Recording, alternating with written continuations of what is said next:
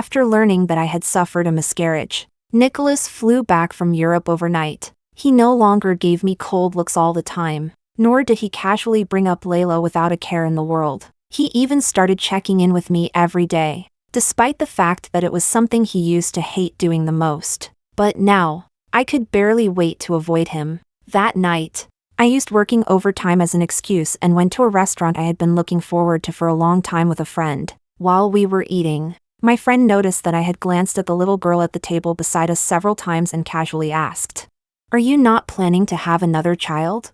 I shook my head. Forget it. After all, Nicholas and I might be divorced tomorrow. I turned my head and saw Nicholas standing at the entrance, his expression dark. Chapter 01. He pressed his lips into a straight line and looked at me without any expression. "It's raining. I came to take you home." I got up with obvious reluctance, grabbed my bag, and headed for the door. Even after we got into the car, his face remained cold. Halfway through the drive, he suddenly said, "I never planned to divorce you." What I said at the restaurant that day was just something I said out of anger. On New Year's Eve, heavy snow fell. Nicholas suddenly had to go on a business trip. I begged him for a long time, and he finally agreed to have New Year's Eve dinner with me before leaving. He booked the restaurant, and I rushed there after getting off work early. But when I arrived at the entrance, I saw Nicholas and Leila getting out of the car together. I stopped in my tracks. Nicholas walked a few steps inside. When he noticed I wasn't moving, he turned around and asked, "Why aren't you coming in?" I looked past him at Leila standing behind him. "Why is she here too?" Leila froze slightly when she heard that. Nicholas frowned and explained, "Leila and I have to go to the airport together later. It's more convenient to eat together." I pressed my lips together. "I don't think it's convenient. Let her eat somewhere else nearby by herself." Nicholas' expression turned colder. "Joanna, don't start. It's just one meal." Again, just. It was always just. The stage play I had been looking forward to for a long time. He had gone through connections to get tickets for it. But when we entered and took our seats, I found Leila sitting on his other side. He said Leila happened to want to watch it too, so he got her a ticket as well. I asked him then why does she have to sit with us? Can't she sit somewhere else? The tickets were from a friend. I didn't think that much about it. He replied, "Joanna, it's just a stage play." The DP necklace I wanted so badly, he had someone custom make it and gave it to me as a birthday gift. But later, I saw an identical necklace around Leila's neck. I pointed at her and asked Nicholas why. Nicholas said, "Your taste is good."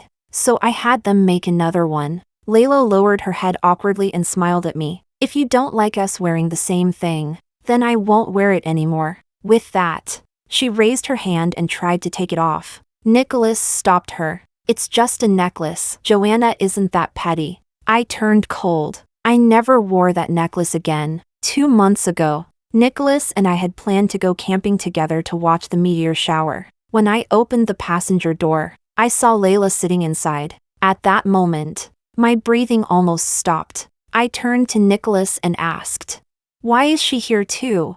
Nicholas didn't understand why I was questioning him, as if I were the one making a scene. "Joanna, it's just watching a meteor shower." We stood there in silence. His expression grew colder and colder. Finally, he said, "If you don't want to go anymore, you can go back by yourself." That day, I suddenly understood what weight that name, one his friends had always been careful not to mention, held in his heart. 10 years of knowing each other, 5 years of dating, 3 years apart. What it meant to him. Just like how, after Leila returned to the country, Nicholas would lose himself the moment he saw her. Just like how, whenever Leila spoke to Nicholas, he would always listen with complete focus, with a gentle, faint smile at the corner of his lips, one he himself never even noticed. My breathing trembled, yet I stubbornly told Nicholas, "On New Year's Eve, I only want to spend it with you, just the two of us. Can you ask her to leave?"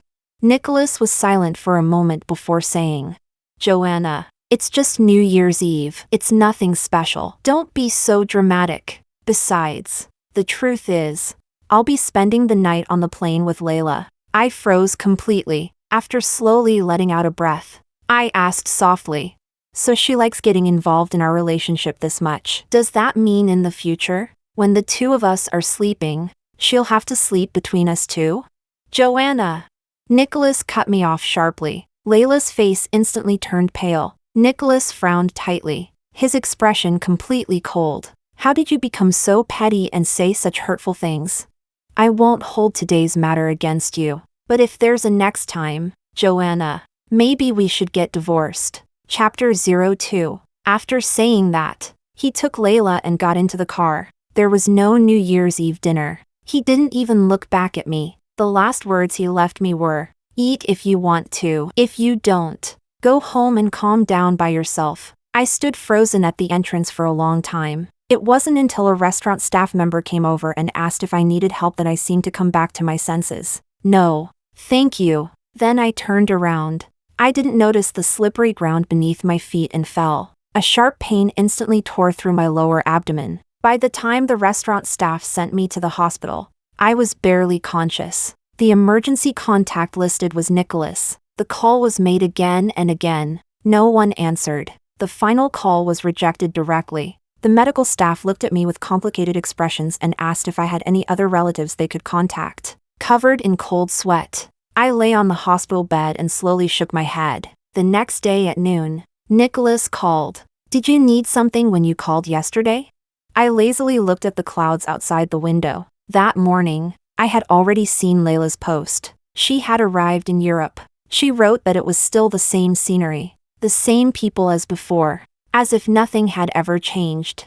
I had lost so much blood on the operating table. Even that last bit of resentment inside me had drained away with it. I slowly looked away and said, "It's nothing. I must have dialed by mistake." After saying that, I hung up. A few days later, the restaurant called to check on me and offer their concern. The call went to Nicholas' assistant, who asked about my condition. The assistant told Nicholas what had happened. She said Nicholas remained silent for a long time, like a statue that had suddenly frozen in place. After nearly 1 or 2 minutes, he finally said in a hoarse voice, "Book a flight back, the earliest one." That same night, around midnight, he appeared at our doorstep. He rushed inside with hurried footsteps, but the moment he saw me, he froze. His lips parted slightly. "Joanna, I'm sorry. I didn't know." I only glanced at him before looking away. I smiled casually. "It's fine," but his expression immediately tightened. Chapter 03. The Nicholas in front of me pressed his lips into a straight line. His brows were slightly furrowed as he repeated, "I never thought about divorcing you." I looked out the car window and said nothing. He frowned slightly. The entire way home was silent. After entering the house, Nicholas took off his coat. I suddenly froze for a moment. Following my gaze, he looked down at his shirt sleeve. There was a lipstick mark on it. He froze as well. This was just an accident. I quickly looked away and turned to walk inside. He grabbed me. His grip around my arm was slightly tight. I really didn't notice this lipstick mark. It must have accidentally rubbed onto me. I paused for a moment, nodded, and pulled my arm away. "I believe you." His hand remained suspended in midair. Slowly, he clenched it into a fist. I went upstairs to wash up, then lay on the bed scrolling through my phone. After a while, Nicholas came in and sat on the other side of the bed. He lowered his head and looked at me. Then he reached out and touched the ends of my hair. The moment his fingers touched me, I instinctively moved away. His hand stopped awkwardly in midair. I covered it up by shifting slightly. "It's a little itchy." After a long silence, he replied, Then he withdrew his hand. After a while, he said, "I'll be staying in a city these next few days. I don't have any plans at night either." I continued scrolling through my phone and casually nodded. After Leila came back, there was a period when I became overly sensitive. I was always asking where he went and who he was with. He once replied impatiently, "If I really wanted something to happen with Leila, what difference would it make even if you knew where I went and what I did every day?" I froze on the spot. It felt as if someone had slapped me across the face. My cheeks burned, and my mind went completely blank. After that, I never asked again. Without getting any response from me, Nicholas stared at me motionlessly for a long time. Only when I finally looked up, raised my eyebrows, and gave him a "what's wrong?" expression did he move his heavy gaze away. He turned off the light. "Go to sleep." The room went dark, but I could feel his eyes still resting on my back. I curled further into the blanket and tightly closed my eyes. Chapter 04. The next morning, I packed my things and left the house. Nicholas was waiting at the entrance. "I'm going to your company for a meeting today. Want to go together?" Our two companies currently had a project collaboration. I picked up my car keys. The people at my company don't know about our relationship. It wouldn't look good if someone saw us. "Let's go separately." Nicholas was silent for a moment. "Okay." During the meeting, I sat far away from Nicholas Fu. When the manager started giving the usual polite opening speech, the group chat suddenly became active. "Oh my god, CEO Fu looks even more handsome up close. I'm so jealous of his wife." Haha. Instead of envying his wife, you should envy his first love. She just came back to the country and was immediately arranged to work by CEO Fu's side as his secretary. I heard even the place she lives in is CEO Fu's private property. Some people are just born lucky. You can still find photos of CEO Fu and his first love from years ago on his Instagram. They broke up, but he couldn't bring himself to delete them. But have you ever seen even one photo of his wife? Huh? Then why didn't he marry his first love? I heard the first love was the one who broke up with him. According to some gossip, one of CEO Fu's juniors from school once complained that when the two broke up, CEO Fu couldn't even focus on his business. He chased her overseas to ask her to get back together, and apparently even got into a fight with someone. Someone passing by even took a photo of CEO Fu standing on the street holding flowers, looking completely devastated. He looked unbelievably good. I saved it. He was so handsome I wanted to lick my screen. Didn't he lose a ton of weight back then? He was almost unrecognizable.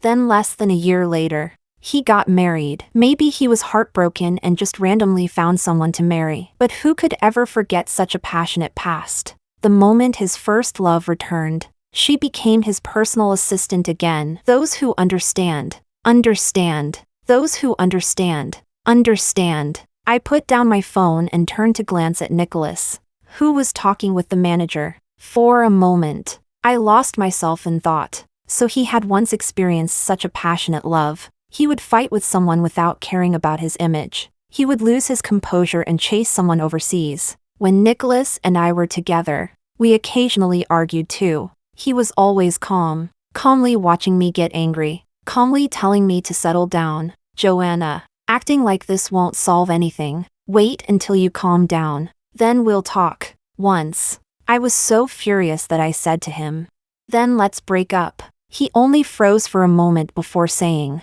"Okay." Then he turned and left. He didn't send another message. There was no further contact. It was as if he had truly disappeared. As if everything was really over. I cried every day. Until 1 week later, on a day when heavy rain poured down, I called him. I couldn't even control the trembling in my voice. "Nicholas, I regret it." Through the phone, I heard him take a deep breath. 1 hour later, someone knocked on my door. He was soaked from head to toe, completely disheveled and with none of his usual composure. He hugged me tightly. "Joanna, don't say things like breaking up so easily. Don't ever say you want to break up again." That was the most out of control I had ever seen him. At that time, I thought, a person as calm and restrained as him was willing to do this for me. He must truly love me. But now, looking at the links in the group chat and tracing back through his past with Leila, I finally realized I really had been like a frog at the bottom of a well, knowing nothing about the world beyond my own little view. Chapter 05. After the meeting ended, he walked over to me. I was about to speed up and slip past him, but he grabbed my elbow. I quickly covered our hands with the documents, pretending to flip through them as I glared at him. He smiled slightly and leaned closer, using the excuse of discussing the files to whisper in my ear, "Come home early tonight. Let's have dinner together. We'll see." I lowered my head and answered half-heartedly. His eyes darkened. "Joanna, ever since I came back from Europe, we haven't had dinner together in a long time. You always say you don't have time." Either he claimed he had to work overtime, or he said he already had a dinner appointment. He avoided every possible chance to sit at the same table with me, even every chance to be alone with me. He stared at me stubbornly, refusing to let go. I frowned and finally compromised, lowering my voice. Fine, I know. Only after receiving the answer he wanted did he release my arm. We walked outside. Nicholas's car was already waiting. When he saw us, the passenger door opened. The person who stepped out was actually Leila. She smiled, nodded at our manager, and smiled at Nicholas, as if she hadn't seen me at all. I came to pick up Nicholas. Nicholas Fu frowned slightly and instinctively looked at me. Our manager, who was very good at reading the room, immediately chimed in. So there was a beauty waiting for you. No wonder CEO Fu was in such a hurry to leave. Then he turned to me meaningfully. CEO Fu will be visiting the project site of our branch company the day after tomorrow. Joanna, remember to take good care of CEO Fu and Miss Leila. Nicholas said. Leila isn't, but I had already nodded. It's all been arranged. All of your schedules with Miss Leila have been arranged together. Nicholas stopped mid-sentence. Joanna, I interrupted him. Is there anything else you need to specifically instruct me on?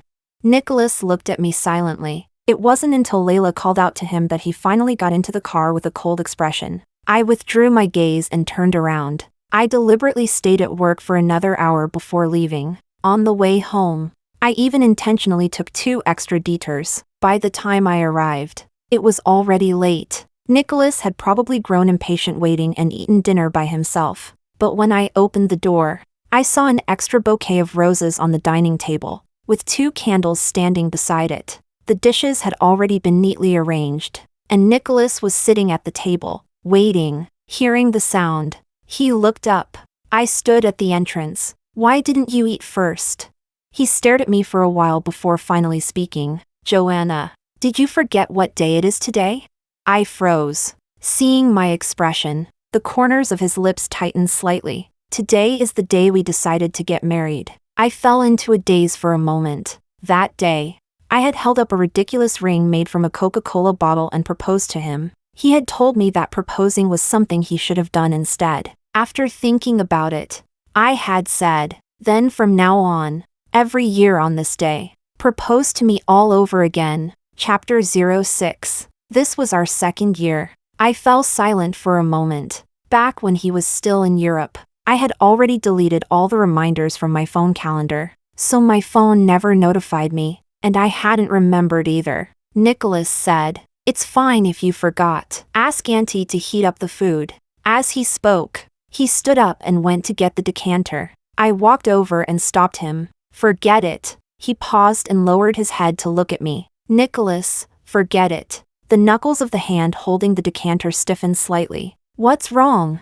I looked up at him. Then I spoke softly. Nicholas, let's get divorced. Nicholas remained silent for a long time. He gripped the decanter tightly, then slowly loosened his fingers and put it down. Last time, outside the restaurant, I only said that out of anger. That sentence again, but I'm not saying this out of anger. I looked helplessly into his eyes and said every word clearly. Nicholas, I'm serious. You once said that breaking up shouldn't be something we casually bring up. We've been together for so long, and aside from that one time, I've never mentioned leaving. I paused. So this time, I mean it. He looked stunned. Why?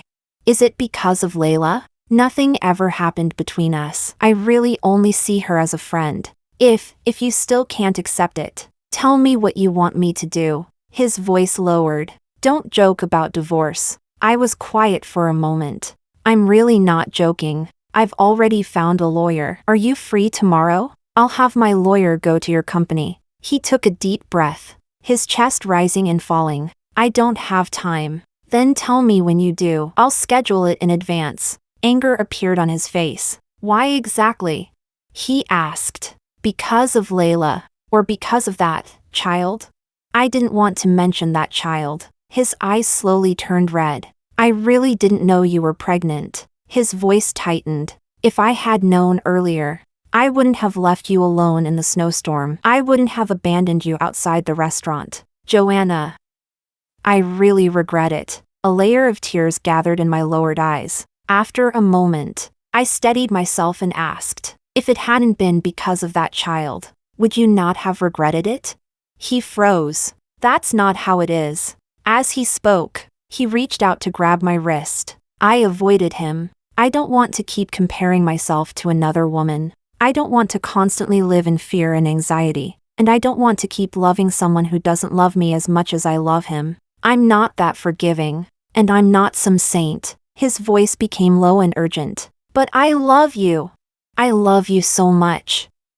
I only love you. My relationship with Leila is already over. I shook my head. Your love is biased. You love me, but you still can't let go of Leila. But what I want is a pure kind of love, one where I am always the first and only choice. He opened his mouth, wanting to say something else. I interrupted him. When are you free? Our divorce lawyers can meet and discuss the arrangements. Chapter 07. After saying all that, I left the house. Before I left, I told Nicholas that I wouldn't come back until the divorce was finalized. Someone would come to move my belongings in a couple of days. He said nothing and didn't stop me. I owned another property in a city. It had been fully renovated, but I had barely ever lived there.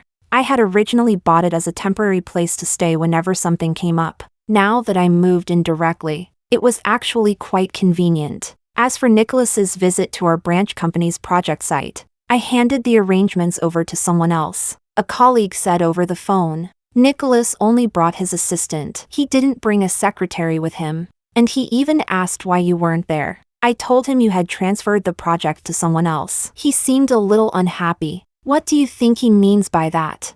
I replied, who knows what he's thinking? I hope everything goes smoothly for you. A week later, my lawyer contacted me and said Nicholas refused to discuss anything with her. He insisted that I had to be present and that he wanted to talk to me face to face. I had no choice but to go to his company. After not seeing him for a week, he seemed to have lost some weight, but he was still the same person who looked like he could solve anything. His back was always straight, his expression calm, like an unbreakable piece of steel with no weaknesses. Suddenly, I thought of the photos from when he had gone overseas to beg Leila to get back together with him. Perhaps only Leila had ever seen his vulnerable side. After we sat down, the first thing he said was, I asked Leila to resign. She's no longer my secretary. He paused for a moment. Joanna, stop making a fuss. I took a deep breath, trying my best to remain calm. I'll say it again. I'm serious about divorcing you. If you don't want to discuss it, I'll file for divorce directly. His expression turned unpleasant, as if he couldn't understand what I was saying. With an unusually stubborn tone, he said, I didn't consider your feelings enough before. I was indeed wrong. From now on, if you don't want to see Leila, I won't let her appear in front of you again. I won't meet her privately. If you want to know what I do every day or who I meet, I can tell you everything. He was completely serious. I knew he meant every word, but divorce was not a negotiation. It wasn't something where we could simply agree on conditions and pretend nothing had ever happened. I shook my head helplessly, stood up, and turned to leave. He suddenly stood up. He even stumbled against the chair as he grabbed me. Joanna, let's talk again. I looked back at him coldly. There's nothing left to talk about. Since you're unwilling to discuss the divorce, I'll have my lawyer draft the divorce agreement first. If you refuse to agree, I'll file a lawsuit. He gripped my wrist and refused to let go. But I suggest you agree. I paused, my voice lowering. Nicholas, I don't want us to end things in such an ugly way. At my words, his face slowly turned pale. He released my hand. I turned and walked away. Just as I reached the downstairs lobby, I unexpectedly ran into Leila. The moment she saw me, the smile on her face disappeared. She stared at me coldly. I looked straight ahead, intending to walk past her, but she stepped sideways and blocked my path. Joanna, I never realized you were actually so good at playing your cards. Chapter 08. I stopped and turned to look at her. Did you force Nicholas to make me resign? Is that why he's treating me so coldly now? She stepped half a pace closer. Joanna, how did you do it? I frowned. I didn't do anything. If you're unhappy about it, you can go ask him yourself. She let out a cold laugh. Stop pretending. I knew from the beginning that you weren't that simple. The person who managed to steal Nicholas away from me back then, how could she possibly be an innocent person? My expression darkened. You were the one who chose to break up with Nicholas back then. I never stole anything from anyone, not in the past. And not now. She opened her mouth to say something, but I quickly cut her off. Unlike you, you left so decisively back then. And now that you regret it, you came back. We both know exactly what you're thinking. Don't come here and put on an act in front of me. Her face went pale for a moment. She wanted to argue, but she couldn't find the words. I looked into her eyes, my voice low and filled with warning. By the way, weren't you also dating someone overseas that year? The man who gave you the job opportunity. She froze instantly. He got married last year. The wedding photos looked pretty beautiful. Were you there? The hem of her trench coat became wrinkled as she clenched it tightly. You investigated me? So what if I did?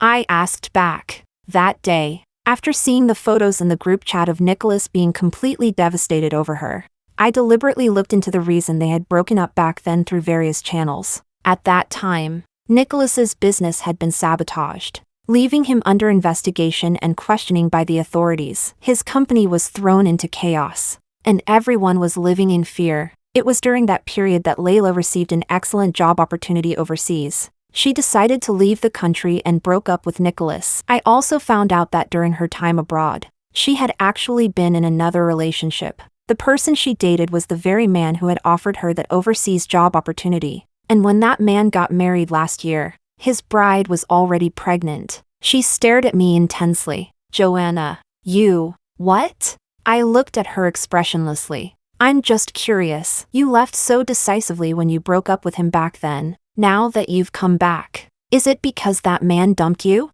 Or because life overseas wasn't as wonderful as you imagined? Or maybe, because you realized Nicholas had made it back to the top, so you shamelessly came back to try and reclaim what you once threw away? Joanna!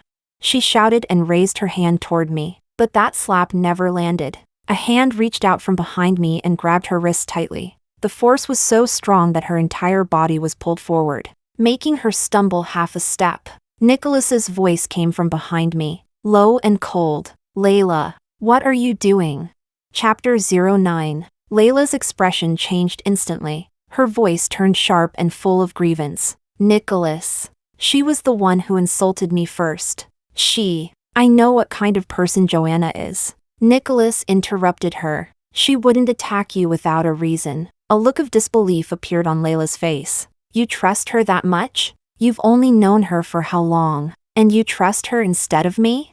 I didn't want to waste time arguing with them. I lowered my head and tapped a few times on my phone. In an unusually calm voice, I said, I spent a lot of money finding all this information. It would be a waste to keep it to myself. Why don't we all take a look together? After saying that, I created a group chat with just the three of us, me, Nicholas, and Leila. Then I sent all the screenshots, links, and timeline records into the chat at once. Messages kept popping up on the screen one after another. The timeline showing how Leila moved in with another man shortly after breaking up with Nicholas. The photos of that man fooling around with Leila the night before, only to marry a pregnant woman the very next day. Leila suddenly fell silent. Her hands trembled. No. I left the group chat, putting my phone back into my pocket. I turned around and walked away. Behind me came Leila's panicked voice. Nicholas, listen to my explanation. Those things might not be real. She could have hired someone to fabricate them. Nicholas told her to leave. I walked through the lobby, pushed open the door, and entered the parking garage. Just as I was about to get into my car, hurried footsteps came from behind. Nicholas caught up with me.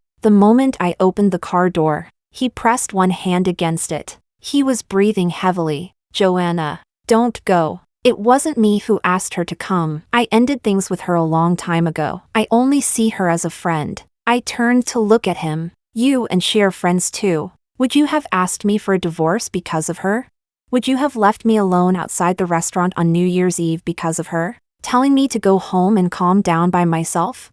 He was speechless. I let out a sarcastic laugh. Nicholas, you're too indecisive when it comes to love. You can let her go, but you can't bring yourself to give her up completely. I don't believe you truly didn't know that she got together with someone else not long after going abroad. I don't believe you truly didn't know that she valued benefits more than she valued you. You just couldn't let go. A trembling emotion surfaced in his eyes. 10 years of feelings are too heavy for you. And they're also too heavy for our marriage. I reached out and pried his fingers away one by one. Then I closed the car door. The engine started. In the rearview mirror, he stood there motionless. I didn't look back again. I stepped on the gas and drove away. Chapter 10. My coworkers were chatting in a group chat. By the time I saw the messages, there were already over 100 of them. Nicholas cleared his Instagram, completely wiped clean. There's nothing left. You can't find a single trace of Leila anymore. I heard Leila can't even enter the foo group now. Security stops her immediately. She's been turned away several times already.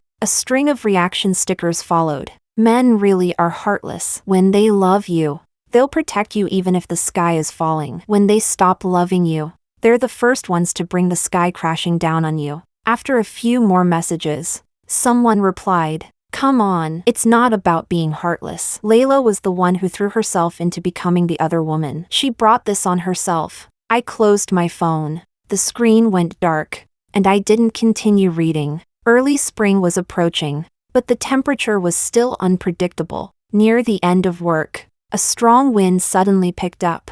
The cold felt just like the middle of winter, and a coworker even joked that it might snow in the middle of the night. I tightened my coat and went downstairs. When I reached the intersection, someone suddenly followed behind me. "Joanna." Nicholas draped his trench coat over my shoulders. I was just passing by. His company and mine were completely in opposite directions. I stopped him as he tried to help me fasten the coat. His voice tightened. "I just came to bring you a coat. You always catch a cold easily when spring arrives." "No need." I coldly interrupted him, took off the coat, and handed it back. "I know how to take care of myself. You don't need to do unnecessary things. If you have this much time, you should hurry up and sign the divorce agreement." His fingers tightened around the coat. After a moment of silence, he said, "Joanna, Leila and I, that's between the two of you." I quickly cut him off and turned around, walking into the subway station.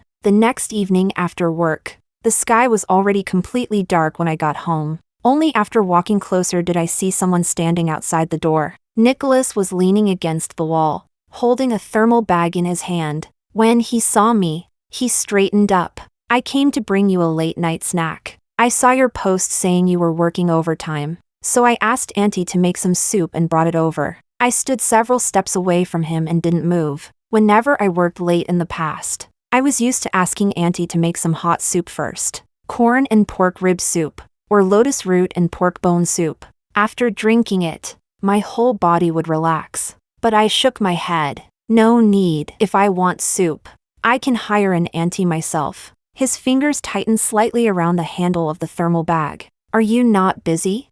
I asked. "I heard your company has been developing a new project recently. The entire technology department is practically staying up all night with the lights on." Nicholas came from a technical background. In the past, whenever the company developed a new project, he would work overtime alongside everyone else and stay up late with the team. He was silent for a moment before saying quietly, "I'm busy, but I miss you." He took a step closer. Only then did I see the exhaustion in his eyes. Clearly, he had been pushing himself for a long time. I sighed. "My lawyer told me that you still refuse to sign the divorce agreement. Are you dissatisfied with the division of assets?" His expression darkened. "I don't want a divorce. I've changed. I've cut off everything with Leila. Completely. There won't be any contact between us anymore." He took another step forward, his gaze fixed on my face. "Joanna, I'm sorry. In the future, we'll have children again." I took a deep breath. "We won't have children again." His breathing stopped for a moment. Even if nothing had happened that night on New Year's Eve, I still wouldn't have kept this child. His face instantly turned extremely pale. "Why?" "Because I had already decided to divorce you." I spoke calmly and coldly. The child was only the trigger. Without that child, there would have been something else. Pain caused by what happened cannot be erased just because you've changed. What's already happened cannot be made up for with a simple apology. He looked at me. The bloodshot in his eyes seemed even more intense. My lawyer has already filed the divorce lawsuit. I said the final words. Even if you disagree, I will see this through to the end. Why? Joanna? You really aren't willing to give me even one more chance? I didn't answer. I walked around him, opened the door, and went inside. Only after a long time did the sound of his footsteps leaving finally come from outside. Chapter 11. 2 days later, my lawyer came to see me. Her face was full of helplessness, and she looked like she wanted to say something but hesitated. Nicholas still refuses to sign the divorce agreement. And also, he fell while leaving the house. He fell down the stairs and broke a bone. I froze for a moment. She continued. He looked cold and composed at the time, but it was obvious his mind wasn't on what he was doing. He missed a step. He's in the hospital now. The moment she finished speaking, my phone rang. It was Nicholas's assistant. Joanna, could I trouble you to come and see Nicholas? Nicholas hasn't been in a good state these past few days. He's been working almost all night without sleeping, and he hasn't gone home either. Ever since you moved out, he rarely returns there. The last time he went back was to bring you soup. I was silent for a moment, looking at the pen on my desk. I asked in an emotionless voice, "What does this have to do with me?" The person on the other end was clearly stunned. After a second or two of silence, a sharp crash suddenly came through the phone, as if a cup had fallen onto the floor. Then came the assistant's short cry of alarm. "Boss." I hung up. The sky outside the window gradually darkened. The clouds hung low. That night, a heavy storm arrived. The rain hammered against the window glass, dense and violent. Suddenly, someone knocked on the door. I got up and opened it. Nicholas was standing outside. He was wearing a hospital gown. The blue and white striped fabric was completely soaked through, clinging wetly to his body. His leg was in a cast, and he was leaning on crutches. His body rested against the doorframe. His face was so pale that there was almost no color left, as if he might collapse at any moment. I was shocked. "Are you trying to kill yourself?" He stared at me without blinking. Rainwater dripped from his hair onto his face. Then, with the hand that wasn't holding the crutch, he slowly reached into his coat. He took something out. "Joanna." His voice was hoarse, almost impossible to hear. "This is the ring you used when you proposed to me back then. I've kept it safe all this time." He slowly lowered himself down, bending the uninjured knee, kneeling on the ground, holding the ring. He raised it in front of me. "Joanna, please give me another chance." His voice trembled. "Please." The final words were almost forced out from his throat, carrying a suppressed sob. A flash of lightning streaked across the sky outside. The brief light poured into the room and illuminated his face. I had never seen him with such an expression. That face that was always calm, flawless, and seemingly capable of solving everything, now showed an almost broken look. If this had happened before, I probably would have hugged him immediately. But now, I couldn't help turning my head to look at the pitch-black window outside. The rain that day had been just as heavy. Back then, I had held up the pull tab from a Coca-Cola bottle, knelt in front of him, and asked with a silly smile if he would marry me. He had been stunned for a long time. Then he bent down, pulled me up from the ground, and held me in his arms. He said yes, but time could never go backward. I shook my head. No. He slowly lowered his head. I closed the door. Chapter 12. He knelt outside the door for a long time, separated by a single door. A heavy and suffocating feeling hung between the two of us. I closed my eyes. Around midnight, someone arrived. I heard his assistant's voice lowered as he tried to persuade him, pleading with him. There was obvious anxiety and sincerity in his voice, but Nicholas never said a word. He remained completely still. After a long time, I heard the dull sound of something heavy collapsing to the ground. Then came the assistant's panicked, hushed cry. The voices outside quickly faded away, leaving behind a hollow silence. The next morning, I saw a piece of news. Someone had taken a photo of Nicholas in the hospital emergency room. He was lying on a stretcher, his face pale and gray, with not a trace of color in his lips. His eyes were tightly closed. He looked frighteningly thin, with no sign of life or energy left in him. I stared at the photo for a long time. Then I slowly crouched down beside the bed, resting my forehead against my knees. 5 days later, My lawyer informed me that Nicholas had finally given in. He agreed to sign the divorce agreement, but he wanted me to be there in person. I pushed open the door to his office. He was sitting behind the desk. His complexion was still terrible, although he tried hard to suppress it. He couldn't stop coughing. There was only the two of us in the office. He looked up at me. After a long silence, he said hoarsely, "I don't want a divorce." After a pause, he added weakly, "But I also know that once you make a decision, nothing can change it. When you decided to marry me back then, you didn't ask anything. You didn't think about anything. You just dragged me to get our marriage certificate." The corner of his lips lifted into a lonely, self-mocking smile. "You used to be such a carefree person. You did whatever you wanted. You were happy every day, always smiling." He looked at me, his gaze slowly tracing every detail of my face. "But this past year, you seem to have changed. You smile less. You're always unhappy, as if you've become a completely different person. I think I'm the one responsible for that.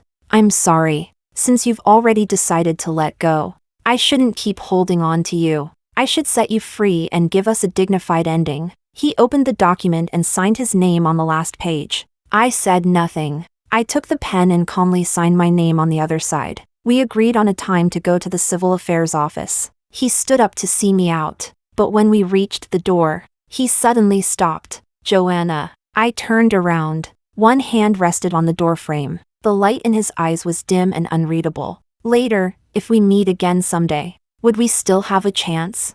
I looked at him and shook my head. "Nicholas, you're always looking back, whether it's Leila or me. But in this life, I want to keep moving forward." He froze. I turned around, opened the door, and said one last thing. "Nicholas, I hope that from now on, you will no longer look back, and you will no longer have regrets." I took a step forward, and I hope that I will never stop moving forward. The wind swept through the hallway. I didn't look back again. I left his company. The sunlight of spring was clear and bright. The trees on both sides of the street rustled softly, their leaves glowing with fresh green. This spring would be a new beginning.